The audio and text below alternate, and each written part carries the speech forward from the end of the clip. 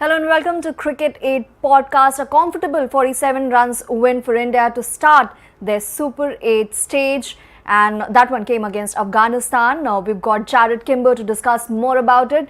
Jared, initial thoughts, a comprehensive win. There were phases in which Afghanistan managed to dominate, but all in all, it was India all the way. Yeah, I think what's the best way of putting it? They maybe didn't play their best game. The conditions were always probably going to be more in India's favour than they were going to be in Afghanistan's favour. So they didn't play a perfect game. They probably lost a couple of early wickets they didn't want to. They batted a little bit slower than they wanted to, but they ended up making, 20 over par. And once they did that, the only thing that was going to stop them was Garbaz.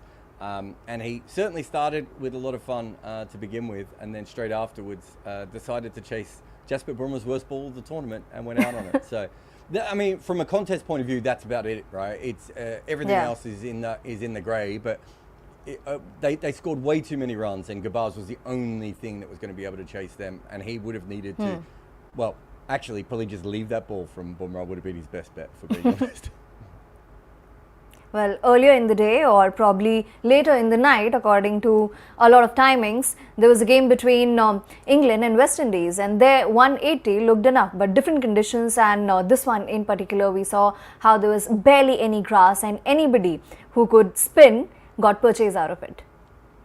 Yeah, it was an interesting one because England didn't seem to think that. They didn't really go in with their spin-heavy lineup, if you think about it from that point of view. So, they didn't go in with Will Jacks, for instance. And I can't remember, did he bowl his first over? Was it like the 9th over of the innings? They let West Indies get off to a great start. And then the same with the West Indies. As you said, it was a good wicket for spinners, and yet, Gudakesh Modi was like firing them through like it was a bad wicket. And it's like, no, just get it above their eye line. Try and get them to play some shots. And instead, their most important weapon on that wicket just didn't really go anywhere at all. Absolutely. And we were talking about the two left-arm spinners that West Indies were carrying into the game, and similarly, India's left-arm spinners, Axar Patel in particular. Now, he got a wicket in the power play in his very first over. How crucial was that? Because Bumrah had created pressure with that one wicket of Garbaz, who's been lethal in this tournament for Afghanistan, and then the second wicket, that probably sealed the deal in a way. Yeah, I think... I mean, you probably need to get both their openers out, don't you, if you're going up against Afghanistan at the moment. And I had a bet on Afghanistan because I think there was something like 14 or 15 to 1 or somewhere around that. And I was thinking, well, half an hour of Garbaz could make this a very, very interesting game, right? Like, it could be dramatically different if they had a chance there. And then once he went out, Zadran was the only other person who was going to have any sort of chance of doing that. That's been Afghanistan's big issue. But also, this is a good thing for India. They dropped the extra quick for this game. You might argue, and I'm sure we'll talk about it later, maybe they didn't drop the right quick, is maybe how we would look at it. But they dropped the quick, and they needed one of the spinners to be able to bowl in the power play and do something quite good. And in this particular case, getting that second wicket, that was pretty much the final nail. Everything else after that was about net run rate, right? It was how many runs can Afghanistan get rather than anything else. So, and you could tell, am I wrong? When was Bumrah's second over? Was it the 4th or 5th? 5th over maybe? Yeah, it came much later. Yeah. Yeah, so... Because in between the first change, was Axar. Yeah, so Axar came on, and then he came on not long after. Whereas I would assume... I don't think it's that often he would bowl 2 overs in the power play, especially not in a game that they're expecting, to win, right? So let's have a look here. So Axar bowled that week. Yeah, and then he came on for the 5th over. So again, we're in a couple of different ways. Maybe that's what we're going to see now. If there is fewer seam bowlers in the side, then Bumrah's going to have to bowl an extra over up front. But you still need your spinners to be able to handle that. And Axar is probably the better of the two out of him and Jadeja for that, whereas Jadeja's maybe more suited to the middle than Axar is. And you've already got this overlap between those two. So you might as well go about it from this perspective. But yeah, Axar coming in, I think I looked at the numbers today just before that game, and both him and Ravi Jadeja hadn't bowled particularly well in this tournament so far. It was New York wicket for a lot of that. So it's not... You wouldn't expect them to have dominated, but they hadn't bowled well.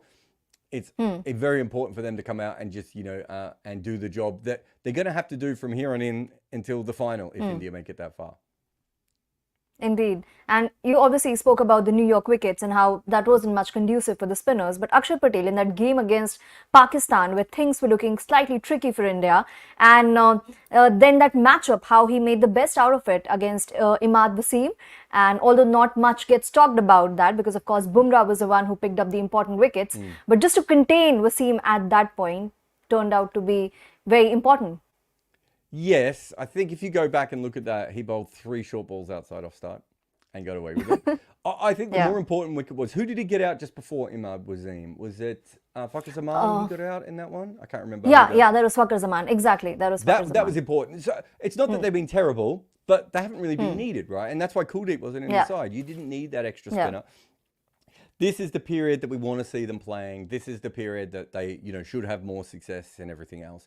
So you're right, they've chipped in. I don't think either of them were bad. I think there was one, I can't remember which game it was now, but there was one game when Jadeja was bowling and he was just a little bit easy to milk. And to be fair, we saw that with Maharaj. The game against Pakistan, right? Was that one? Yeah, you might be right. Yeah. So just a couple of times we just like, okay, we have to almost draw a line under this. And then when we get them back to the West Indies, we'll be able to see. So from that perspective, to have that working and to have Bumrah take wickets in both overs of the power play, that's kind of the dream, right? If you could steal a wicket with your spinners and Bumrah is being Bumrah, that helps a lot, because then they have the ability, they don't need Bumrah to come back on the 12th, 13th or 14th over as much, because they have Axar available to them, they have Jadeja available to them, and they have Kuldeep. So that whole pattern works so much better when they get to a point that they can do that. Sujit has come up with a request. He wants us to talk in Hindi. Jared, your thoughts on that? Do you want to try? I only know one word in Hindi, and I don't know if it will get us shut down or not. But it's a fun word, but it's certainly not a word that that we could say out loud. Yeah, I don't know if my Hindi can quite stand up to it. We'd get to know that later, who educated you.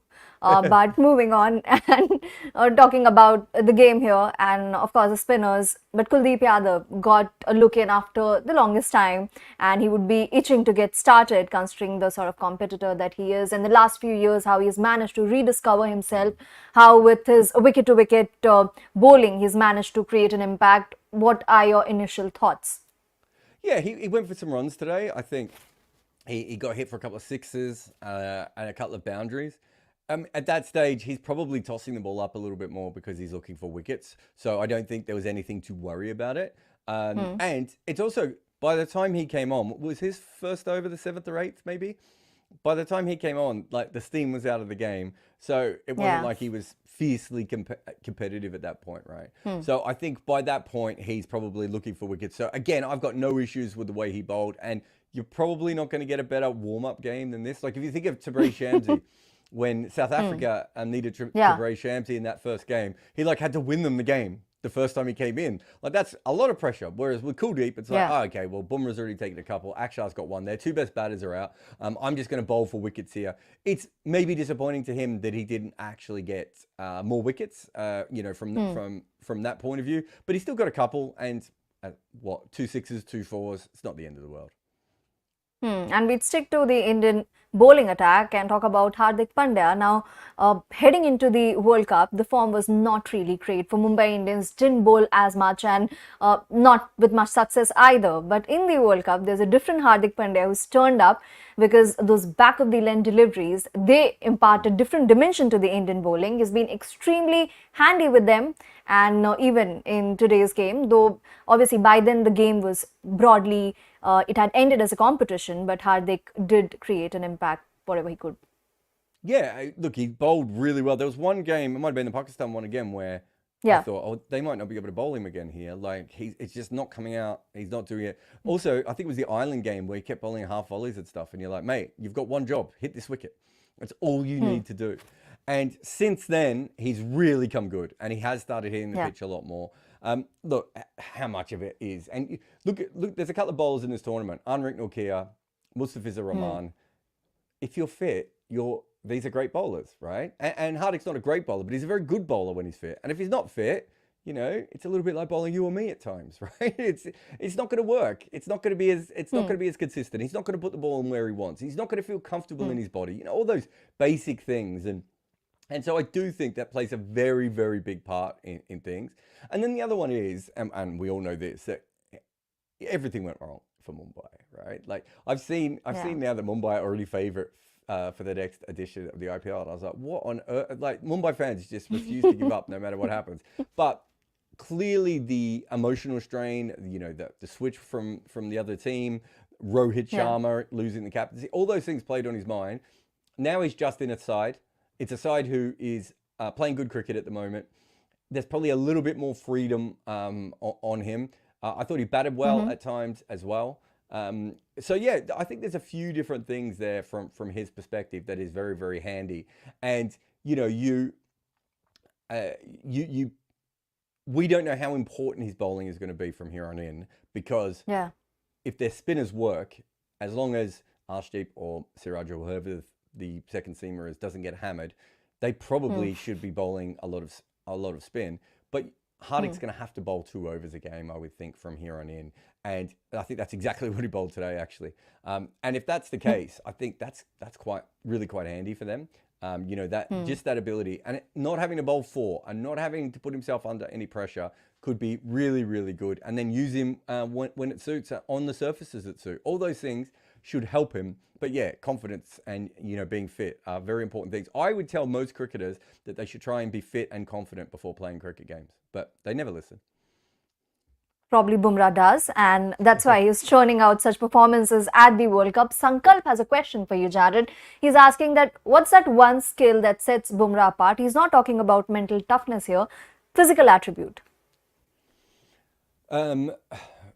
He's actually saying what's the one skill that can be learned, which is even more fascinating. I mean, the one skill that sets him apart is his weird bowling action, and that is something that you can't replicate. I do think, Sankalp, that there is a big advantage for Pakistan and Indian seamers who don't start conventionally. So who start bowling with rubber balls in street cricket and tennis balls, taped up balls and those sorts of things. And the reason is you learn slightly different kinds of skills. So I watch my son. So my son's in the backyard playing right now, and he can bowl seam up and he can swing the ball naturally, right? That's not a skill that is particularly hard to learn. He learned it when he was 9, right? Learning how to bowl an off-cutter at pace that is on the right length and comes back in. Learning how to handle reverse swing. Learning which lengths to bowl on certain different kind of surfaces in an instant. Those are things that are a lot harder. So I actually think playing on roads, and I mean literal roads in this case, and on pathways and in alleys and all those sorts of things, is with rubber balls specifically, is a very good way of teaching cricketers how to do that. But you have to then discover those players early enough that you could teach them the test match skills as well. And when you have those two things available to you, I think that's when you get a bowler of the level of Jasprit Bumrah or Wasim Akram.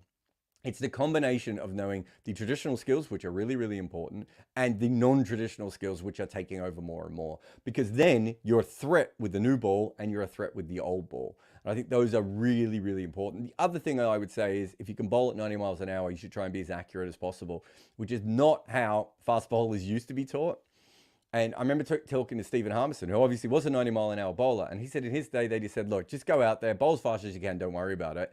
And because of white ball cricket, we see more and more fast bowlers getting more accurate because you go for wides, you go for boundaries. Even someone like Mark Wood, if you look at the fast bowlers a generation before, they were nowhere near as accurate as Mark Wood is. And we're getting more and more so. So that this is probably a little bit before your time, but there was a guy called Nanty Haywood from South Africa who was called Nanty Wayward, who I'm not sure Nanty knew where the ball was going to come when it came out of his hands, right? Like he just didn't know. There aren't really fast bowlers like that anymore. And when you get them, Billy Stanlake and Umran Malik, they don't make it anymore, right? People are punishing those bad balls in a way that didn't happen in the old days. So if you do have a fast bowler now, the encouragement for them actually to be accurate is way more important. So those are the two different kinds of skills that I'd be looking at doing. But you can't replicate Jasprit Bumrah because his full tosses are better than, some other bowlers' length balls. Indeed. Are you tempted to join your son in the backyard under the lights, and you yourself have so much lights in front of you, and the swing that he's managing to generate? It's not going to be easy. But It's very annoying actually to have a 9-year-old who can swing the ball because like he's not quick, right? So I could smack him anytime I want. I can play a drive without any issue at all. But just every now and again, he just hoops it back in.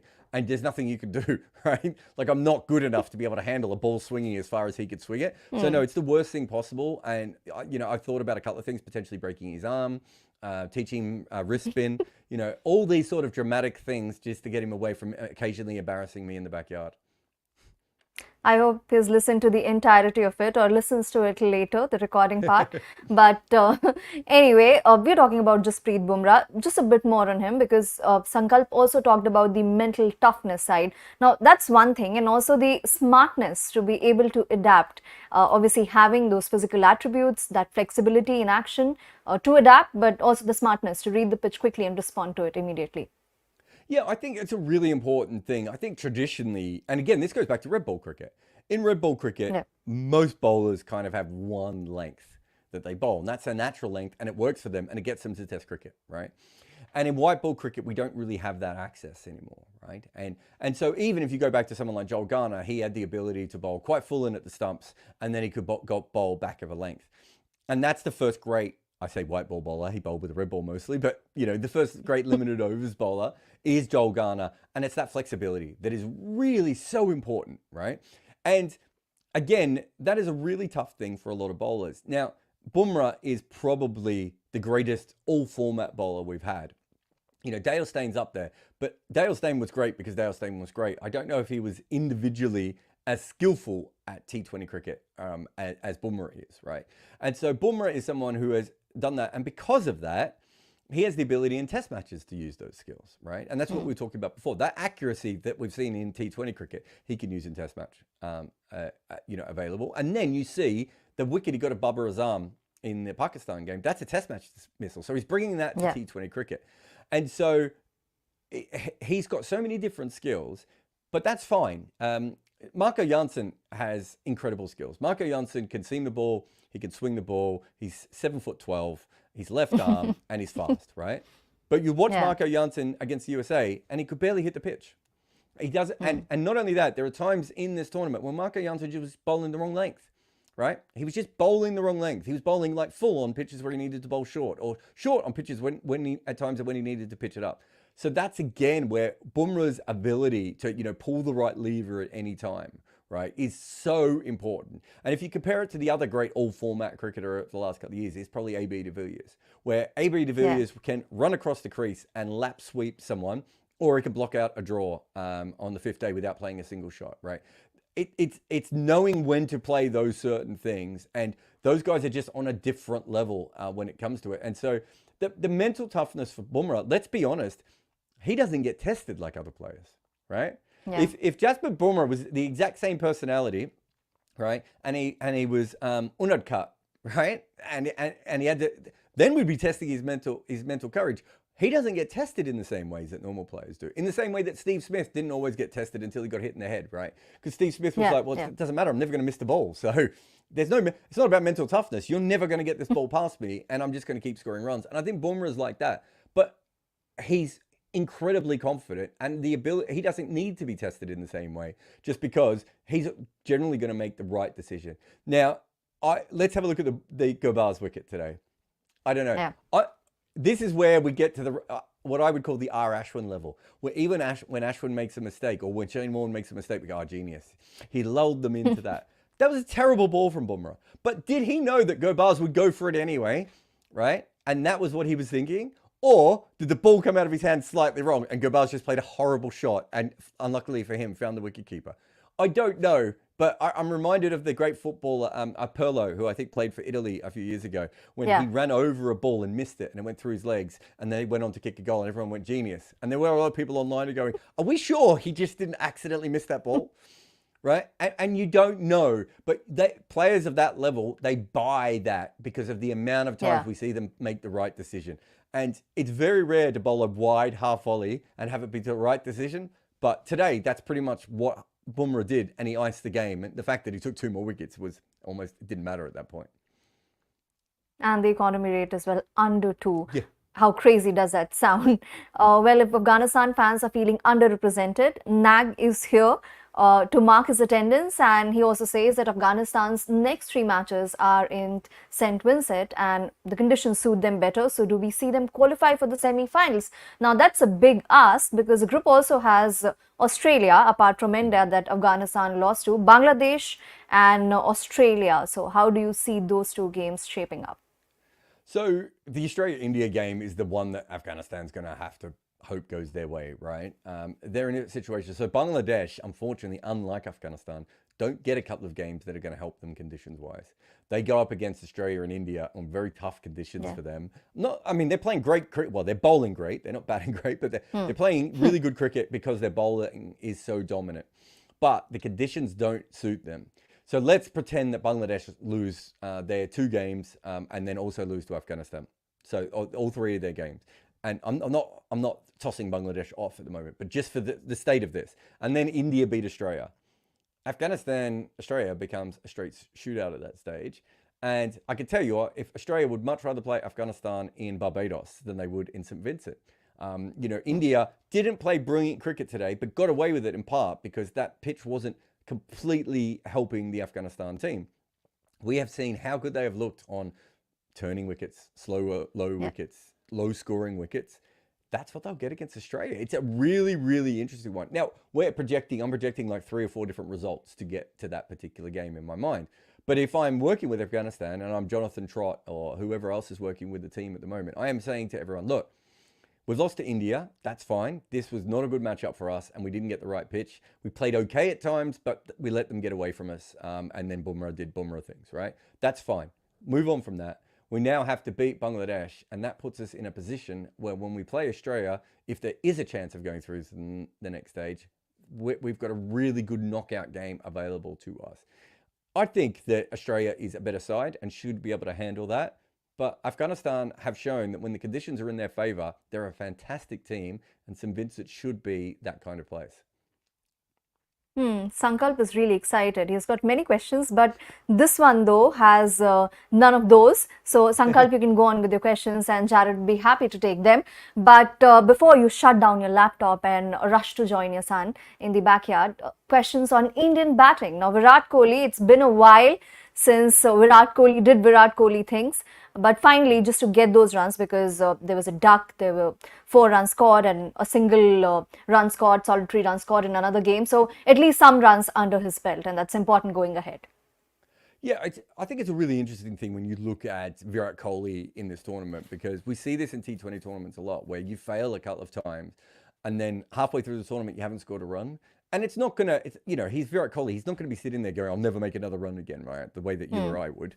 But at the same time, he's not got centre wicket practice. And you can do as much nets as you want. Yeah. At a certain point, you just want to feel the ball on the bat. He did brilliantly, though. I thought he was fine. He did the ball well. It was a sort of wicket that wasn't particularly easy to score quickly on, but also wasn't particularly easy to lose your wicket on. So 24 off 24 is probably under par for where he wants to be. But those 24 balls for the rest of the tournament could be incredibly important. Right? Yeah. He got to face spin, he got to face pace, he got to face left arm pace, spin in the power play, spin out of the power play. Just a few things that he got to go against, and he'd feel a little bit more confident. He hasn't played a big part in them winning this game, but it may play a big part in how they go in the rest of the tournament.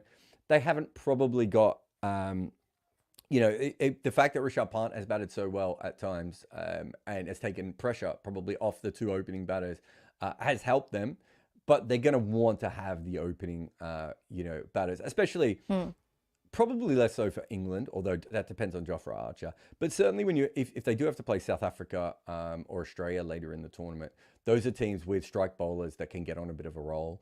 And we've seen what happened when Australia took wickets early on in the 50 over World Cup, right? That is where Virat Kohli is incredibly important. I might share a weird stat with you, for which you could just mute me.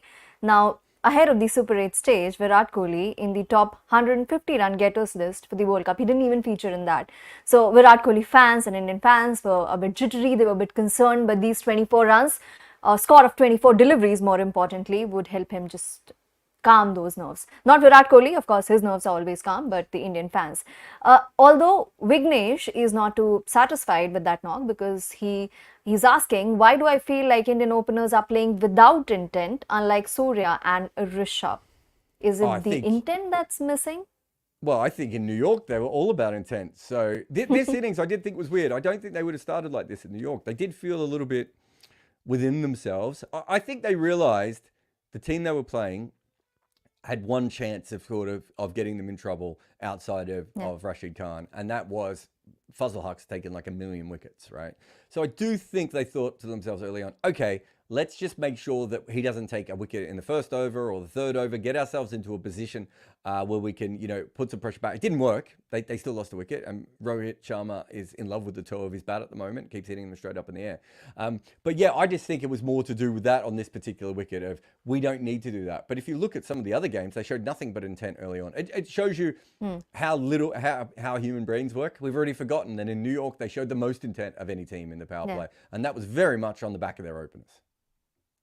And the trauma that Indian fans have been carrying of left-arm pacer, generating that movement up front and Indian openers, Indian top order. So it made sense to be slightly cautious against him. Yeah, just, this is a slightly different game.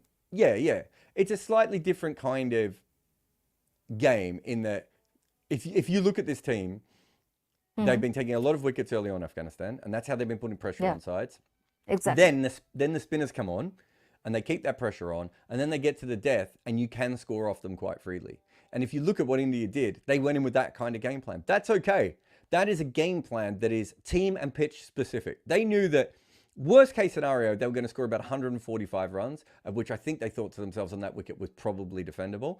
And best case scenario, they could get up to, let's say, 175, 185, maybe even 19. And there's no way at that stage that they're going to be able to do that.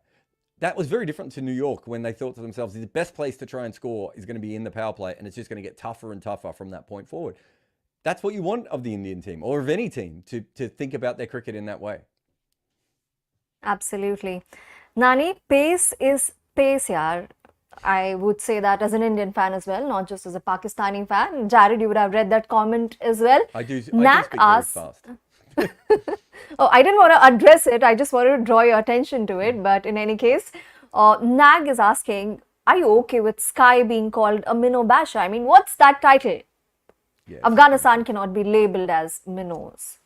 Yeah, Afghanistan who have played really good cricket. I mean, firstly, that bowling attack is not a minnow bowling attack, so it's nonsense. Secondly, in the last World Cup, Mega, you'll remember this, there was a game against South Africa on a bit of a tricky wicket. Who made the runs in that game? Do you remember who it was? I might be forgetting. Saviour, absolutely. It's nonsense, right? And we had this with KL Rahul. I've proved that wrong 100 times. The thing about World Cups is you only play a few games, right? And so in that, one game you might get run out. One game it might be your job to hit because you've got the good matchup. Yeah. One game you might get a good ball. Fans have got to understand what this is. Like over 15 or 16 games, he's just going to be quite a consistent scorer throughout the tournament. In a handful of games, you're going to have situations like this, especially over a few different tournaments. So yeah, it's not for me. Shiva is interested here in asking a question. What he's asked is that if Shivam Dube isn't going to bowl to Afghanistan, then he's not going to bowl to Australia or any other top teams. And he bats like he doesn't know basics of batting, fields poorly. Shiva absolutely despises Shivam, although the names kind of rhyme, so that's kind of bizarre. But Shivam Dube's role in the team.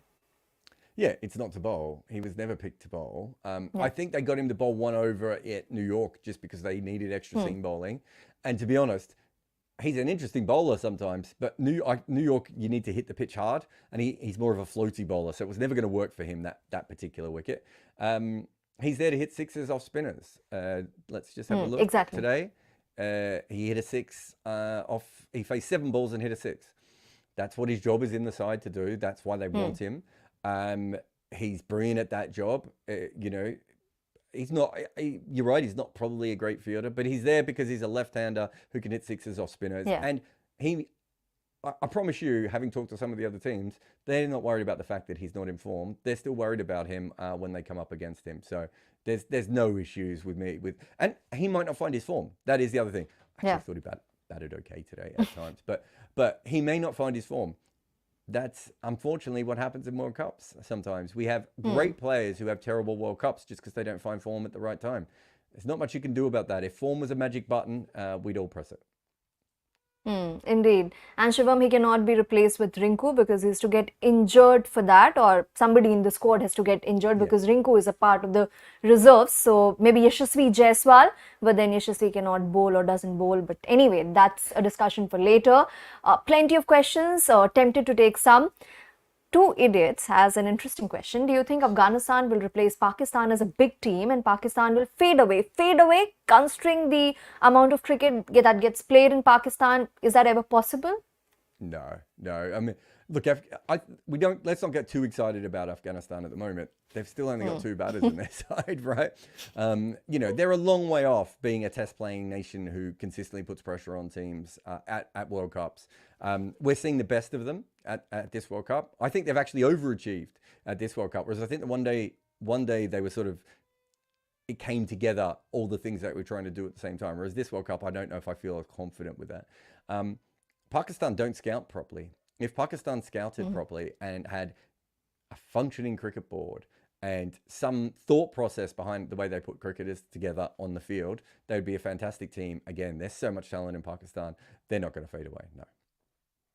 Jared, you don't take a lot of questions on Twitter because apparently that's the case. Because right now the Indian fans are all alive and awake and kicking and they are flooding you with questions. So would you be okay answering some more of them? I'm conscious of our time. So I've got 5 more minutes. If you could speak quickly, I can answer quickly. I think we both know that. Death overs.